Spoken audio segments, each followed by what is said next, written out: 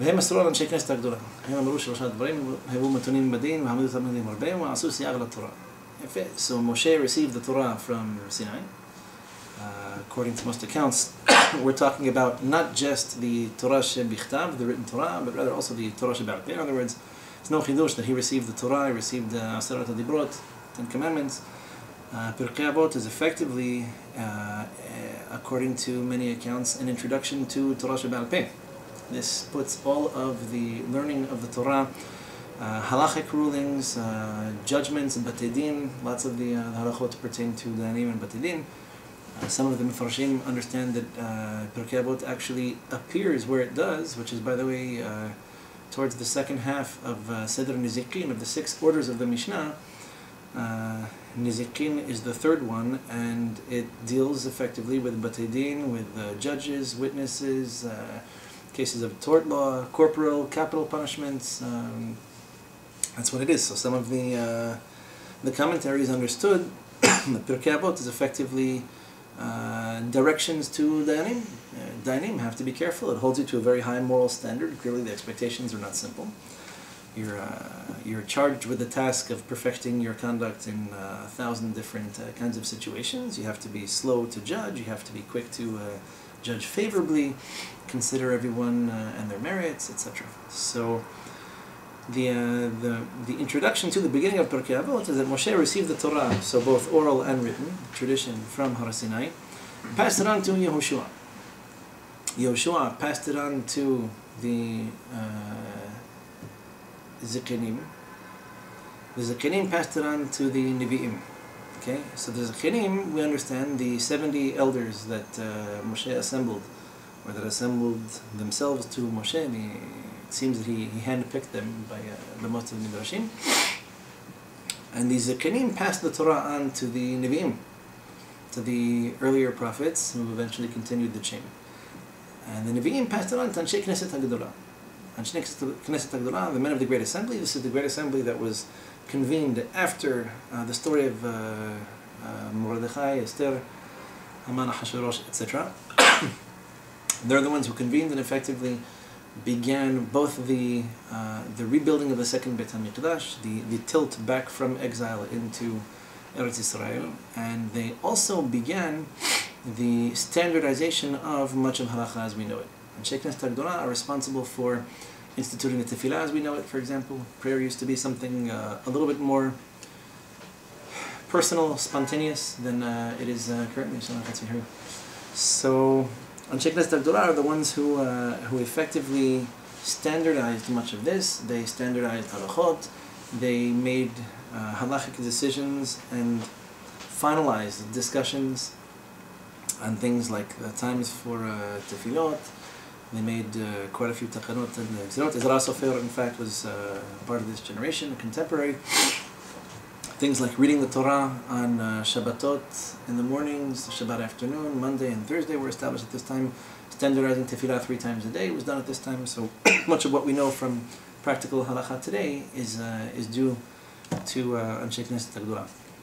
There's a peculiar detail hiding in the intro of the Mishnah. I'll just conclude it and then we'll go back and try to figure this out.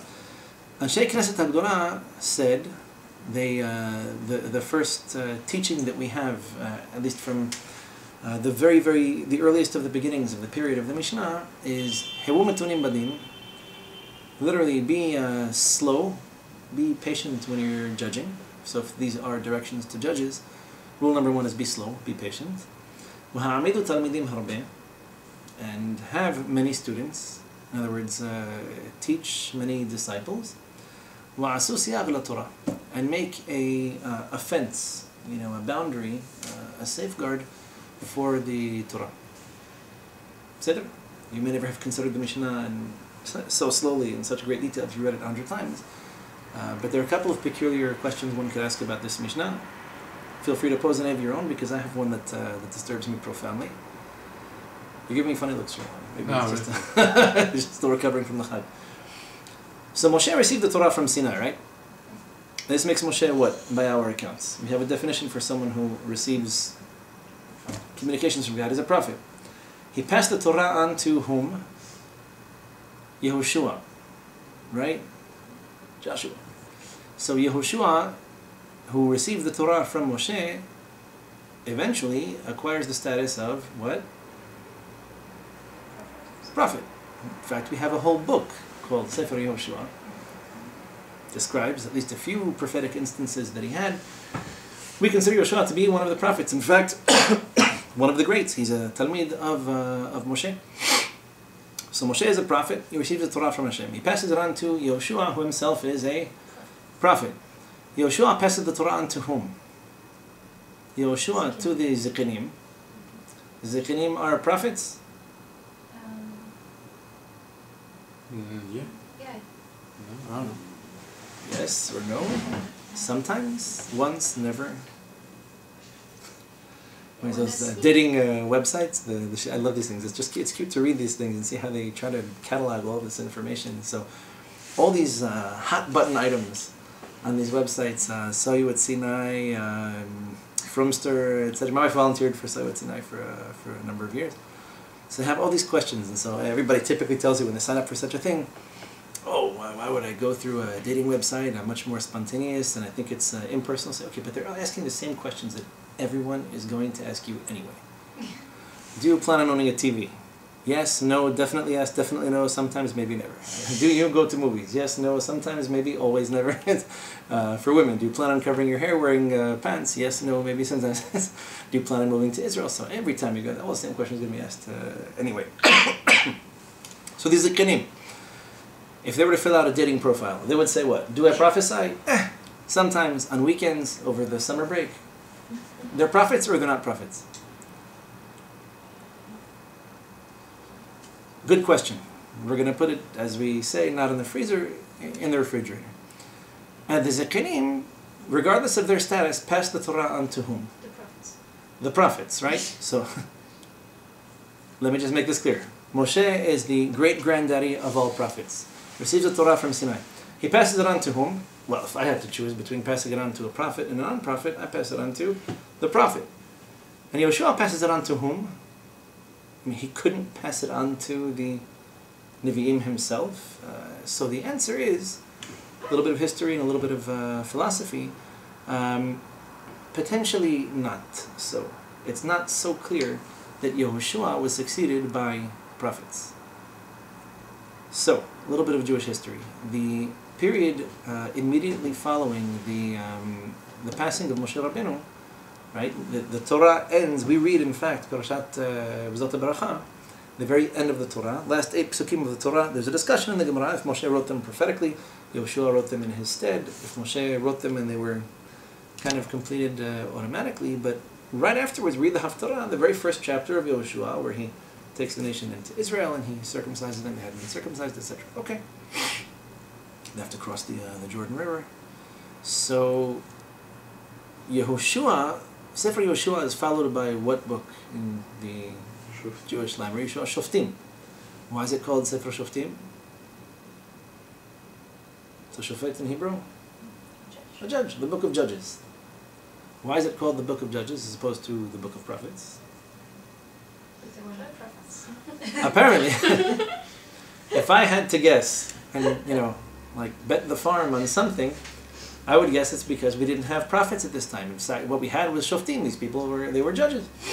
Fascinating stories appear in Sefer Shoftim. Some of them are fascinating specifically because they weren't prophets, and it's not so clear. If you're familiar with the history of Sefer Shoftim, we have a Shofet who kind of gets it, does well, nation is at peace for between 20 and 40 years, which is about a generation or two, and then eventually things fall apart, the wheels come off the wagon, and we start worshipping one Avodah Zorah or another, some kind of terrible war, someone comes and saves us, maybe he's a judge, maybe he's just a good soldier, and that becomes the leader of the nation for a while. So look at the Mefarshim. Many of them understand very simply, we didn't have prophets between Yehoshua and which book comes after Shoftim? That's tough. I know it's late. Malachim. Before Sefer Malachim, skipped a pretty important one, Sefer Shemuel. Right? And what really makes Shemuel so unique as a prophet, first of all, he was a tremendous prophet. Now, Rizal has a whole discussion about prophets, their neshamot, so he was a giant, not to be mistaken for anyone else. Shemuel Navi was a prophet at a time when it says, in fact, in the beginning of Sefer Shemuel, that Devar Hashem haya yaqar, that the word of Hashem was precious, literally rare. In other words, Eli Kohen couldn't believe Shemuel was a prophet. Why? Because we hadn't had a prophet here for almost 200-something years, maybe even a little bit more. So we had potential episodes of prophecy in Sefer Shoftim. It's not clear that we had prophets who communicated for any lengthy period of time, even more than once in their lives. Devorah, for example. Shirat Devorah, we do consider it to be a somewhat prophetically inspired song. It's just, we don't have prophecy, a very clear prophecy from her, the before or after. In fact, the whole thing takes up barely, 2 chapters in Sefer Shoftim. So, not so clear. Some of them were righteous. Shimshon HaGibor, for example, his story appears there too, in chapter 14. Not so clear that Hashem ever spoke to him. Maybe he had the Ruach HaKodesh, to a certain degree. Certainly not all the time. I mean, he made mistakes, and he ended up getting killed. So, the period between Yehoshua and Shemuel is a massive gap in the prophetic tradition. So Moshe receives the Torah from Sinai, passes it on to Yehoshua. Yehoshua passes it on to the Zikanim. We said we're going to come back to them. The Zikanim pass it on to the Nevi'im, and the Nevi'im pass on to Sheknes Tadolah. Well, guess what? At Sheknes Tadolah, there were a few prophets.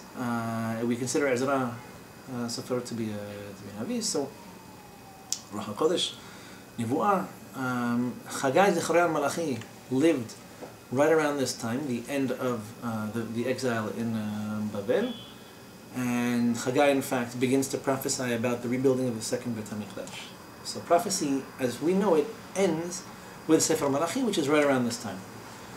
And basically Malachi ends with this famous warning, Zichru Torat Moshe Abdi, remember the Torah of Moshe, as if to say, everything you need to know, all the prophecies that you need to have, you've already received. You don't need any more prophets to get your act together or to fix what's broken. You just need to go back through them, review these prophecies, commit them to memory, and start living and acting accordingly. So, that intermediate step, the Zikanim themselves, what's their status? Why did Yehoshua pass the Torah on to them before it goes directly to the other Nevi'im, to the Nevi'im who eventually passed on to Sheknes Tadolah? Because the Zikanim didn't live through this time period. The Zikanim did not live that far into the end of Yehoshua's life and this 220-year gap maybe between him and Shemuel. So the Zikanim, interesting story. Moshe, after one of the episodes of Mashber, a breakdown, he gets upset, he loses his patience with Am Yisrael, and Hashem responds to him in Chumash B'Midbar, Esfali Shivim Zikanim, you go gather for me 70 elders. Moshe says, that's it, I've had it, I can't carry this nation anymore. I didn't give birth to them, I didn't carry them, I'm not their father, he just can't take it. This is after a couple of meltdowns that, kind of pack the beginning of Chumash B'Midbar. We have B'halotcha, we have them crying over more meat. They wanted the slav, the man wasn't good enough, they complain about it. They complain about Moshe. We have episodes ranging from Lashon Hara, this failed war against Amalek, etc. A whole string of balagan, one episode after the other. Until we come to Moshe basically raising his hands and saying, that's it, I've had it, there's no more I can do for these people. Hashem says, no problem, fine, you can't do it. I'm going to get you some assistance, right? It's interesting, by the way. There is a similar episode in the Torah that precedes this one. Just it wasn't initiated by Moshe. By Yitro, what's Yitro's whole... there's a parasha named after him. What was his novel idea? Moshe, you can't do this. And so he tells Moshe, my advice to you is to set up some kind of a hierarchy, some kind of a structure. Have judges and officers and, people who can execute their judgments. Basically make some kind of tiered system and let people bring to you only the most difficult of the questions, because you're otherwise going to wither. You're going to disintegrate. There's no way you can do this. People are on top of you from the morning till the night. So finally, apparently, Yitro, who isn't considered a prophet, I mean, at least his prediction came true, and Moshe now comes to a point, raises his hands in the air. Hashem says to him, no problem, you select for me these 70 zakinim, and you bring them with you to Ohel Moed. So Ohel Moed is where Moshe would receive his prophecy. It was right behind the Kodesh HaKodeshim, and outside the Mishkan, off to the east. So these 70 men. So he did follow the advice of Yitro, right? He followed the advice of Yitro, then when he got it. What happened with those? Excellent question. This is an interesting discussion. Yeah, that was confusing them in the beginning. I didn't know. So when Yitro told Moshe, this is here's the advice that I give you, this is what I think you should do, Moshe accepts it. And he did, in fact, install people in different positions of responsibility. We have to assume that either the structure fell apart, because they're never referred to again in the Torah. We don't see this. So those 70 So Yitro is telling him you have to have people responsible for everyone. So you have people responsible for thousands, maybe a group of up to 1,000, people responsible for hundreds, people responsible for groups of 50, groups of 10, groups of 10. It's a dorm counselor. It's like every floor of a building, you have one person who's responsible. I'm responsible for what? I don't know, but at the end of the day, Yitro's idea was that there should be some kind of a structure. We have to deflect pressure from you, and we have to distribute it more evenly over other people. There has to be a support system. Either the system didn't function, or it collapsed, or even with the system functioning at its best, Moshe just couldn't deal with the people's complaints. Maybe the system couldn't handle people's complaints. You know, the complainers, it's familiar to you? The people who complain outnumber the people who actually do things in life. I've heard stories like this. So the response that Hashem gives Moshe isn't Yitro. Hashem tells Moshe, okay, no problem. Let's rectify the situation. You gather 70 men. Bring them with you to Ohel Moed. This is the famous story where Eldad and Medad received prophecy, albeit not, as part of this assembly. And so Hashem tells Moshe, gather these people, right? I'm going to influence, to pass on this spirit that's upon you, and I'm going to pass it, to spread it on to them. It doesn't sound like Moshe's prophecy is being diminished. It just sounds like they're going to receive something of it. How much? Don't know. What we're told is like this. وَيَتْنَبِئُوا وَلَا يَصَفُوا. وَيَتْنَبِئُوا وَلَا يَصَفُوا. What does that mean? وَيَتْنَبِئُوا. They prophesied. وَلَا يَصَفُوا means what? And when I guess everybody's tired. To add to the prophecy. So, وَلَا يَصَفُوا is actually a machloket. What does it mean? Too easy. It's going to be too easy. Up until now, everything made sense. This is وَلَا يَصَفُوا. وَلَا يَصَفُوا like lashon lehosif, as in to add, like Yosef. Yosef is called Yosef. Why? Yosef Hashem li ben achirot. So she wants another son. So, وَيَتْنَبِئُوا وَلَا يَصَفُوا, they prophesied and they never prophesied again? Maybe. One possible interpretation. Or it could be, lo yasafu, they never ceased, they never stopped prophesying. So Moshe gives them a push, like a child on a bicycle, I'll give you a push and then you start pedaling when the time comes. So that would be like, what is lo yasafu, like ne'esaf, like to be collected or to be curtailed, to have something shortened or ended. So, in fact, we have Mishnah in Perkei Avot, Dela Mosif Yasef. So the root exists both in Hebrew and Aramaic. Dela Mosif Yasef literally means whoever doesn't add detracts. This is how spirituality works. If you're not, it's like a balloon. If you're not pushing, it's just going to deflate. So, in that, respecting that etymology, when you're not adding, you're detracting. So they prophesied and never continued to prophesy, or they prophesied and never stopped. Interestingly enough, the Midrash doesn't necessarily point to it. You find the same term one other time in the Torah. By whom?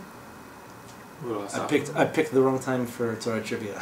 Between Pesach, we have to work out some of the rust. Everybody needs some, intellectual WD-40. The word Yasaf appears in one other context in the Torah where it has a disputed meaning. It's not so clear what it's referring to. This is out of the freezer. But it appears in Sefer Bereshit.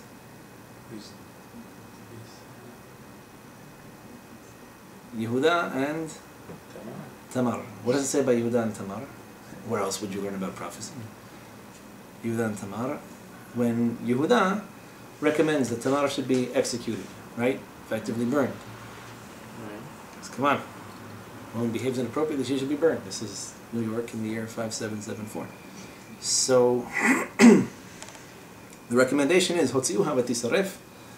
So she should have been waiting for Shelah to remarry. He didn't want that to happen, but that didn't prevent him from preventing her from getting remarried. So Tamar has to wait for Shelah. She's waiting, and she can wait no longer. Why?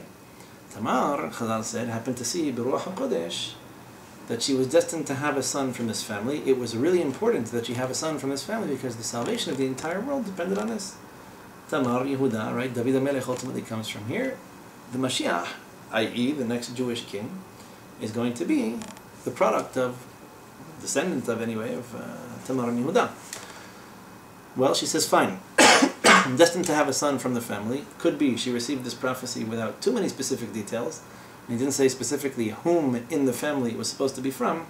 But zirizim maqdimin mitzvot, people who take their mitzvot seriously, they don't wait, they don't push them off. Pesach, right? Shmartem et hamatzot, guard the matzot, al tikri matzot ela mitzvot. What do Chazal say from here? Guard the matzot that shouldn't rise. Mitzvah haba liadcha al tahmitzana. You guard your mitzvot because you can't tell if it's mitzvot or matzot. So we're told, guard your matzot, make sure they don't rise, they don't become hametz. So Chazal said, it's funny because you can read, guard your mitzvot, they shouldn't become hametz, meaning if a mitzvah comes your way, don't let it get sour, don't let it ferment, don't let it sit there doing nothing, you have to move, you have to get going with it. So Tamar, she loves mitzvot. She says, okay, I'm supposed to have a child from this family, there's no way I'm going to wait, I'm tired of sitting and waiting. He's looking at the other side of it, that she had two opportunities and both of those sons of his died. Maybe he knew why, maybe he didn't.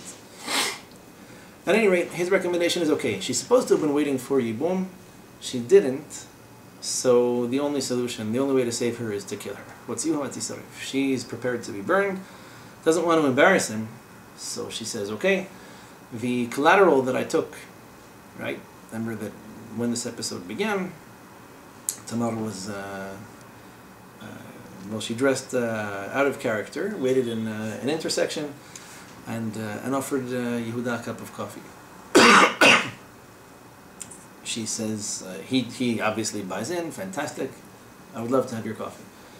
So she says to him, no, and what will you give me for my services? And so he says, no problem, if it's worthwhile, then clearly he's willing to make a tremendous investment. He offers her the best meat on the face of the planet. He offers her a goat. She could have asked for lamb, she could have asked for veal. She asked for, so he sent her a goat. She didn't even ask for it. He recommended this. And apparently she took it. She says, okay, fine, no problem. But where's your herd? My herd's not here. She says, okay, you give me collateral, give me a guarantee until you send the goat. So he says, no problem, I'll give you my signet ring, a roll of string, and a staff. A mate, basically a stick. Not a problem. He gives it to her. Then he sends his friend to go make good on the payment. She disappeared. No one knows what he's talking about. So she takes out these 3 items that he gave to her in lieu of the goat. Still waiting for the goat. And he says, go ahead, just burn her. And she says, fine, I'm not going to embarrass him, but let it be known that the man to whom these items belong, I am pregnant. So Yehuda gets up and he says, Tzadakah mimeni, she's right, it's from me. Or you can read Tzadakah mimeni, she's more righteous than me. Both perfectly valid interpretations. And we're told that Yehuda, after having made this public admission, v'lo yasaf od l'da'ata. He doesn't have a relationship. He did or he didn't. What does the word mean? V'lo yasaf od l'da'ata means he never had relations with her again. That must have been pretty humiliating. I mean, That'd be like the equivalent of her posting something on Facebook, or recording a conversation and giving it to the media. As we had, so he was embarrassed. So if he was embarrassed, then what? So that's it, one and done. I mean, they one magical night, and okay. So eventually, from this family, David HaMelech will be born. Doesn't mean they have to be married. I guess it happened that way for reasons that are up to Hashem. Or if we want to read Yasaf like not ceasing, right? So Yehuda never ceased to, well, the expression is to know her, meaning apparently they lived together for many fruitful and happy years. So why the ambiguity? Why couldn't it just say they got married? Wouldn't that have been easier? They got married and they lived happily ever after? I mean, come on, where's Walt Disney when you need him? If it was the Grimm brothers, then one of them would have died. What? So there was just this massive revelation. She's the prophetess. We don't see Yehuda in prophecy. She's the one who sees way into the future. I know there's a tremendous, tremendous son waiting to be born from this family. It's going to be coming for me. Does what she needs to do in order to make sure that this happens, to secure the future of said son. And his response to it is what?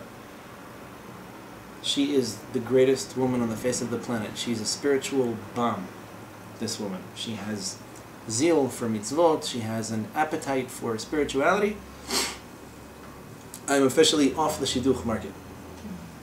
There's no other woman on the face of the planet that I'm interested in even talking to more than her. Or his response to this is, wow, that's crazy. I can't believe this whole thing happened. It happened once, never again. That's it. No more goats. I am finished with random cups of coffee. Open a cafe. Take life at a more leisurely pace. No public executions, no public humiliations. It's like the beginning of politics. So, you tell me, what's the answer? I mean, what's the point? Why could the Torah not have just told us what happened? And for that matter, not that maybe there is or isn't a relationship, what's the kasher between us and the Zakinim? The funny thing about the situation is, it's not like there's an intermediate opinion. One opinion says the Zakinim were prophets, and they never ceased prophesying. They got one taste, and that was it. They were sold. This was spiritual heroin, as far as they were concerned. Never looking back. Become a prophet, that's all you want to do for the rest of your life. Other opinion says no. They prophesied once. Even that was belabored. Even that was with help. Even that was only under the influence of Moshe. Only because he complained, and only because Hashem wanted it to happen, which apparently leaves us to conclude that if any one of these situations, any one of these conditions hadn't existed, they would never have prophesied anyway. The truth is, they didn't prophesy beforehand. So either Moshe's hierarchy, structure, corporate structure fell apart, or he couldn't take it anymore. For whatever reason, it was in his merit. You see, Hashem told him to gather these men, and to bring them with him to Ohel Moed, which seems to imply if they weren't there, they wouldn't have prophesied. If Moshe wasn't there, they wouldn't have prophesied. If Hashem hadn't promised Moshe that he's going to give the spirit that's on him and pass it on to them, this wouldn't have happened either, because Moshe knew these people. I mean, he selected them. So if it was enough that they sit and have a chavruta, learn a little bit of Chok L'Yisrael after Tefillah in the morning, all of a sudden, hey, I got prophecy, that's awesome, I'm coming back tomorrow. So there's no middle ground. Either they prophesied once, even that barely, even that was only under duress. It was only because Moshe couldn't take it anymore. And if it weren't for him and his merits and his requests and his complaints after the nation was complaining for so long, it never would have happened. Or, even if that's true, even if it was only with crutches and training wheels and just because Moshe gave them a running start, it was enough that the prophecy, the portal of prophecy be opened once, and that's it. They know what it's like, they know how it feels, they know how it's received, they know how to distinguish between prophecy and regular thought or dreaming or whatever, and they got the push they needed to ignite a whole lifestyle of nothing but prophecy. And for that matter, we could say the same by Tamar and Yehuda. So they had an encounter. If it was worth a goat, I mean, it must have been something special. He's troubled by this, he can't find her, wants to make payment, whatever, and he kind of forgets about it. Then when the whole story explodes, it's a public thing, he's kind of humiliated by it, and clearly he's the one who I mean, it's his fault that everyone came to this public execution, right? He invited them. I mean, he created the Facebook group. Now, he's the one who's being publicly executed, right? He basically humiliated himself in public, which is even worse. In fact, Chazal teach us from here, by the way, that it's better to die, submit yourself to death, better to be burned alive than it is to humiliate someone in public. How do we know? Because Tamar shows this. I'm not going to embarrass him. If he chooses to take responsibility, let him. And if he chooses not to, I'm prepared to die, just not to humiliate the man in public. That's terrible. She went to all these troubles, right? She's pregnant and She's pregnant. She thought this through. She devised the whole plan, right? I mean, she basically, creative subversion, managed to become pregnant from the great-great-great-great-grandfather of the Davidic dynasty, kings and prophets. And all this, she's ready to just recycle. That's it. Fine. Use me for fertilizer. I'm not going to humiliate someone else. It's very powerful. So Chazal said, yes, better you should be burned alive than that you should humiliate someone else. And so Yehuda invites everybody, effectively, you'll forgive him to his public execution, to his public humiliation. And the response is ambiguous. I mean, clearly not ambiguous, because whatever it was pretty decisive. Either he never spoke to her again, and who could blame her for seducing him into doing something? It was her fault. Okay, it was her fault. So either he never spoke to her again, for whatever reason, that's it, we're done, I'll make child support payments, and give me the account number, I don't even want to see you anymore, good luck raising the child. Or he was so blown away that the connection was incredibly intense and they were inseparable from that point on. My husband tried to kill me, I tried to humiliate him. ShaBaSh 101, I don't know stories like this, sure. The couples that fight are the couples that care. You know? So bizarrely enough, we don't know which way it went, but whatever way it was intense. Say what you will, it was intense. Comes to the Zakenim, they were prophets or they were not prophets. I don't know. Either they were super prophets or they were never prophets again. What I can tell you for sure is they weren't kacha. There's no cafe au lait answers. There's no, it's either black or white. I might not know that it's black white, but it's black or white. So a little bit of progress, then we'll go back and try to figure this out. The Zakenim represent, or Rebbe used to say this in the Rav Ashkenazi, they represent Chokhmah. They represent not Nevu'ah, which is more often associated with Binah, with intuition, right? A prophet knows things, just figures them out, meaning not without a mechanism to it, but the mechanism of intuition is not the mechanism of, for example, deduction, right? You want to deduce something, so how do you deduce it? Well, you think either this way or that way. You eliminate possibilities, you compare and you contrast with experiences, with thoughts, with conclusions, etc. And you ultimately arrive at a conclusion that's passed through a different process. And the process of intuition. Intuition is, I know. How do you know is not always so clear. How do you explain that to someone else? Even less so. Right? This is a concept very much associated with women. How are you feeling? I don't know. Happy or sad? It's hard to explain. Something I did or something I said? No. Is there anything I can do? Probably not. I'm really glad we had this talk. I feel like we resolved a lot, you know? I understand you so much better now. So intuition is just feeling it. It's being attuned to something, having a frequency, just, you know, you're there. You get it. Rav used to give us an explanation for this, a very powerful analogy. Nevu'ah means arriving at something by way of intuition, like an intellectual feeling, if you will, right? The coin just drops and you have a conviction, not just a suspicion, it's a conviction. You know exactly what is going to happen, how it's going to happen, who's involved, etc. You know what Hashem wants, what Hashem feels, what Hashem expects, etc. The Chacham, right, not to fall into total despair because we don't have Nevi'im anymore, the Chacham is someone who, rather than arriving at this one pinpoint conclusion, because the spiritual mechanism functions properly. Now, the intuition is a great thing, don't get me wrong. And men have it to a certain degree too. A much lesser one, but they can.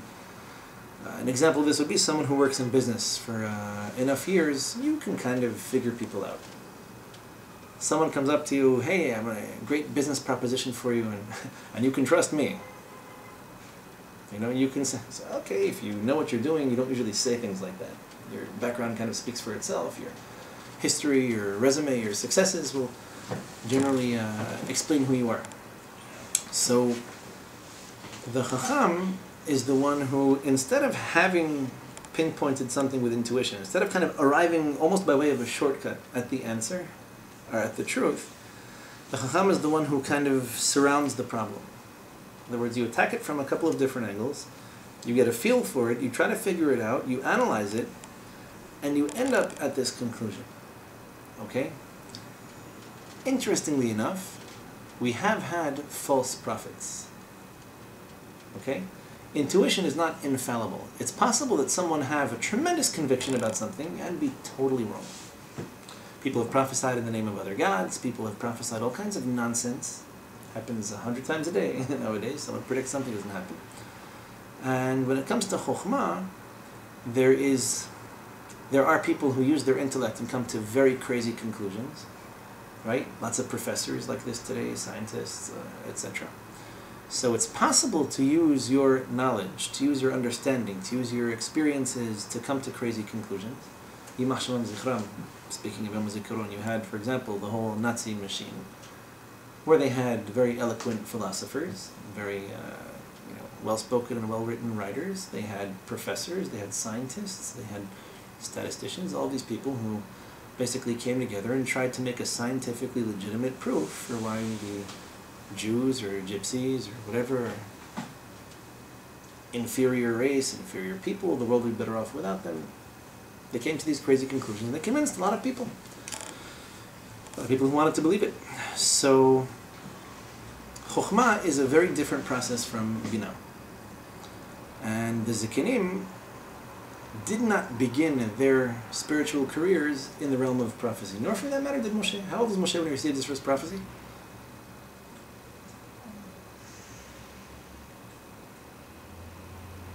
Torah tells us explicitly, the first time, that was the first Nidwah that he received. How old was he? 70 something. 80. He was 80, Aaron was 83 when Hashem spoke to them for the first time.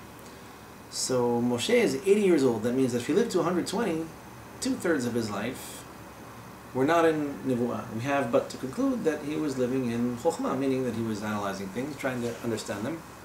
But his experience with prophecy started relatively late in the game. If you haven't prophesied up until now, with God's help, within the next 30, 40, 50 years, you should get there. So, the Zikanim started their careers with Chokhmah. And they arrived at Nivu'ah a little bit later. Okay, so this passing the Torah on directly to them was a good thing or a bad thing? Well, since most of the nation does not prophesy, the safer vehicle, so to speak, for the transmission of the Torah would be Chokhmah. If everyone had intact intuition, we'd be prophesying all the time. We wouldn't need to figure things out.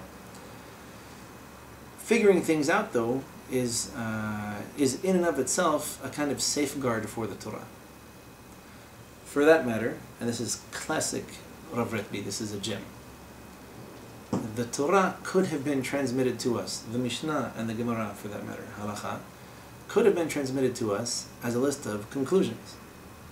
Here's what you do, here's how we hold, this is kosher, that's not, this one is guilty, that one is innocent, this is punishable, that's not, etc. The Torah was passed on to us by means of Chokhmah, meaning the Tanakh represents the period of Binah, the period of Nivu'ah, the period of prophecy, and the Mishnah and the Gemara, we refer to the sages at this time as what? How are they typically? And the Gemara itself refers to the sages as what? How do we refer to them in Hebrew? The Chachamim, not the Nivonim, not the Nevi'im, right? The Chachamim. So what's missing from the first Mishnah in Pirkei Avot is as follows: Moshe received the Torah. Moshe, who was clearly a master both in Chokhmah and in Binah, both in Chokhmah and in prophecy, He passed the Torah on to Yehoshua. Perhaps wasn't as great as him, but had a handle on both. Yehoshua passed the Torah on to the Zikinim. The Zikinim who began learning more likely than not B'chokhmah, and who were eventually brought to a level of Binah. So Moshe was there. He managed to train Yehoshua this way, but that's one in a few million. A few billion. Yehoshua then passed the Torah on to the Zikinim, who made the transition from Chokhmah into Binah, either once or permanently. They passed the Torah on to what was left of the Nevi'im. But the catch here is that the Nevi'im didn't receive it directly from them. In other words, how did the Torah make it from the Zikinim, who probably passed away not long after Moshe, let's say in Sefer Yehoshua, how did the Torah get passed through Sefer Shoftim until it reached Shmuel HaNavi? Did a little bit of history before, right? There's a gap of 200-something years, 240 years, between the death of Yehoshua and the birth of Shmuel HaNavi. So the prophetic chain was broken, but prophecy was renewed. How was prophecy renewed? It was passed on in such a way that it was studied b'chokhmah, but with a tilt towards binah. In other words, the roots were there. It was possible to learn Torah and to still get a taste of what Nivuah was like until you reach the point that you could perfect your intuition. And Shmuel HaNavi manages to shock Eli HaKohen, the Kohen Gadol of his generation. How can it be that this young man, he was probably 12, 13 when he started prophesying, how can it be this young man has prophecy? It's been so difficult to receive prophecy, meaning he achieved something that I couldn't. So Eli deserves credit for having been there, for being one of the last ones to whom the torch was passed, until prophecy was renewed. And then from Shemuel, already you have Eliyahu, Elisha, pretty famous names afterwards, later on Yirmiyahu, Yeshaya, Chizkiel, etc. So this Torah was passed on to the Chachamim. And when the Chachamim realized that prophecy was probably gone and not coming back for a while, they passed on the Torah to us such that it's meant to sharpen our Chokhmah. So as Rav Ashkenazi used to say, they were called Chachamim for a reason. If you look in the Torah, you don't find reference to this concept almost at all. You have Moshe, you have Yehoshua, you have the Zikinim. We don't have a group of people called Chachamim in the Torah. In other words, it's not for nothing that Chazal are called Chazal. The Chet part refers to Chachamim, refers to this concept of Chokhmah, where Esther was probably the end of the period of Binah. In other words, prophecy was still barely flickering at that time, and from then on, we enter the period of the Mishnah and the Gemara, where Halakha is given to us in such a way that we have to analyze it, we have to study it, and even if the Gemara gives you a conclusion, you have to walk through it from the very beginning, understand what's bothering this side, what's bothering that side. The compromise can be reached, and if we can't, what are the rules and how do we hold? So Rav Ashkenazi used to say, if the purpose was to teach us halakha, that could have been done in a work that was about 2% the size of the Gemara. Would have been easier to copy, would have been easier to transmit. In theory, the smaller it is, and the more conclusive the statements are, the less of a chance that it would have been corrupted or lost or confused. You would think, anyway. And the response of Chazal would be, but you would have lost out on the mechanism. You would have lost out on the redeeming quality of exercising your chokhmah, of practicing it, learning how to come to conclusions, learning how to judge between two logical, rational, equally viable opinions, and coming nonetheless to a conclusion. And once you perfect that, hopefully, you'll at least have the beginnings, the potential, the capacity to appreciate what prophecy is like. I'll conclude with this fascinating analogy of Rav Retpi's. The way he explained it, a chacham can be compared to a chemist, someone who knows the rules of how to put things together and take them apart, knows that when you add certain things, the result is going to be such and such. You can study, for example, his example, the concept of sugar, the families of sugars, different kinds of sugars, the reasons different sugars taste and look differently, how they react, they respond, bigger, smaller, more complicated, less complicated.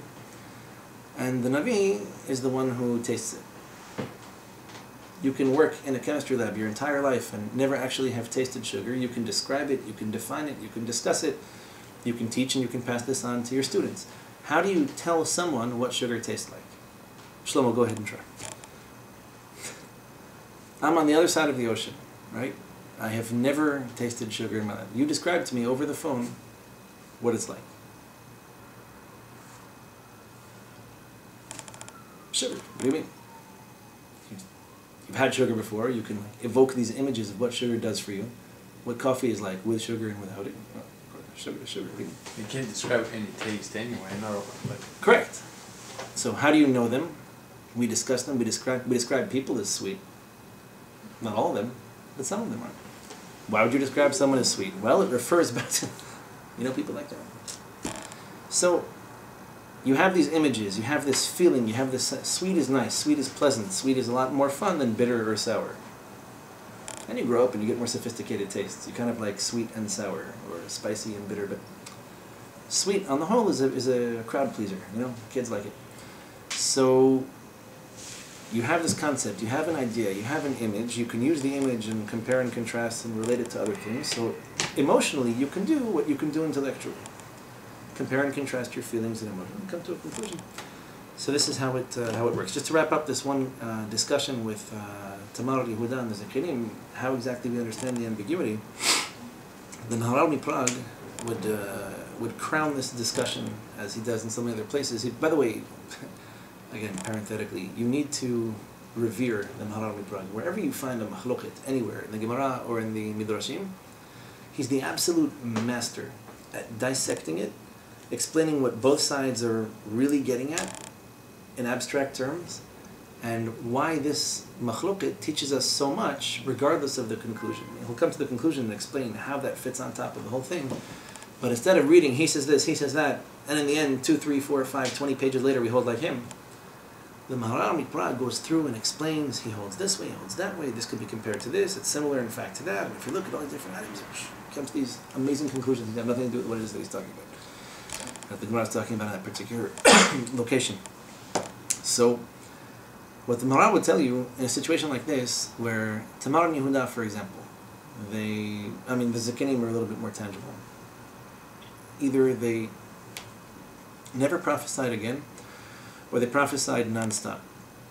So he'll tell you, when you come to a machloket, that's a bifurcation in the road, it's either right or left, there's no way to continue down the middle, he'll say, maybe they never prophesied like that again. In other words, how do you make some kind of a compromise between the two?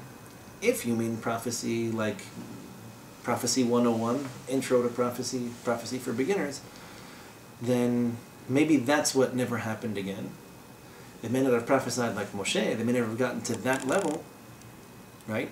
But they may have gotten this one start and never even looked back. They just lived a life of prophecy from then and on. Or, once they got that push, prophecy happened for them non-stop. They could never have reached it on their own, but once they went just over that tipping point, they got it. They picked it up enough that they could do it on their own. They got the head start that they needed, they got the push that they needed, and prophecy can be achieved that way. Meaning, if you were able to achieve it on your own, you'd reach that point where once you have it, you'll never forget it. It burns this impression in your mind, and it's just something tremendous and fantastic, and it's all that you're obsessed with for the rest of your life. But they never went back to being ordinary people after that kind of experience. Because how could you? You prophesied once and what? You went home and forgot about it? Like, I prophesied and all I got was this t-shirt? Tamar and Yehuda, how do you come away from a situation like this indifferent? So, they had relations once. Again, something tremendous happened from it, and it led to this very emotional, tense, difficult situation. After the tension was eased, was relieved, you're left to figure out where do we go from here, right? So that was a kind of embarrassing introduction, but I think you have some redeeming qualities.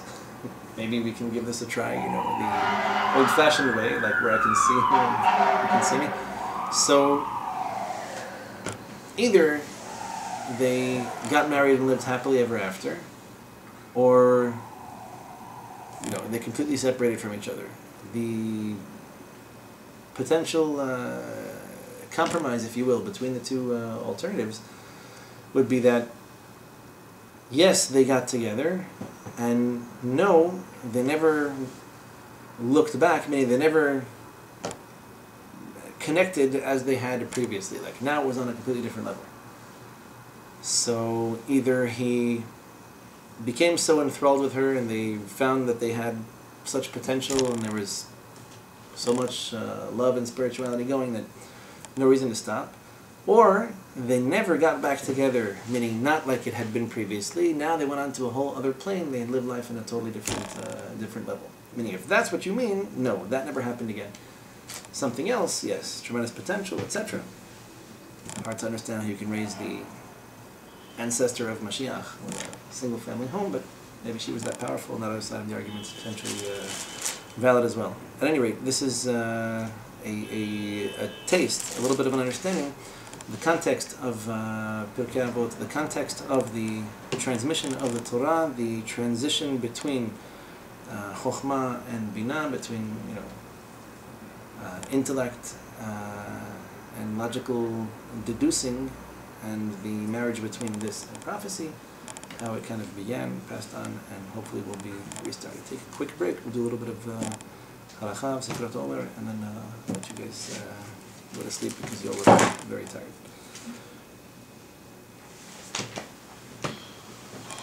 No. When did you come back? I told you your was okay. Last night. C'est pour ça que je dis moi, je crois que tu savais. David qui vient me dire. C'est pour ça que j'ai rien dit en fait. Ah, il m'a dit, a priori, ça. Elle est où? Elle est au ciné? Non, ils ont peur, je crois, qu'elle accouche trop tôt. Quoi, même? Moi, il me dit, a priori, rien de grave. Elle est là-bas pour être sur surveillance. A priori, il reste que quelques jours. Vous savez ce qui s'est passé? Parce que moi, je lui ai parlé hier. C'est bizarre, ça. Je lui ai parlé hier, vite fait par texto, elle me... C'est pas une information spécifique. Je vais l'appeler. On va un message tout de suite.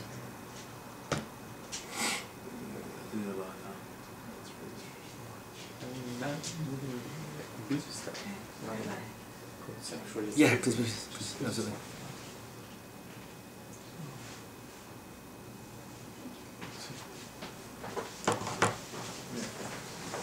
Let's see, go in person, pick it up. Okay. You had to go in person. We'll speak about it. What happened? The guy promised me. He's like, yeah, no problem. Give me the No, basically. reference number. Have him call me. I'll mail it to you. I'm asking you, but I have not.